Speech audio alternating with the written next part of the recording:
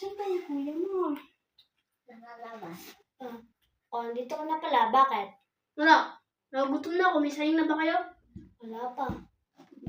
Walang kwenta naman. Ano ito cellphone ko? Bulok. Okay. Bakit?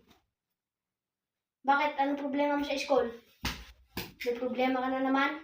Pinapatawag ka ni ma'am. Bakit? May nagawa daw akong kasalanan. Wala namang kasalanan na ginawa mo. Bullshit ka. Bulok ka bang cellphone na to? Basta pagdani na. Taga nga.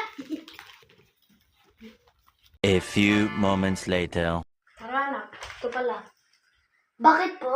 Ma'am, ano pong problema ng anak ko? Ay, ito pong anak niyo, nagsiselfon po yan habang nagkaklase. Ay, Eh, alam niyo naman pong bawal yan sa class. bawal po.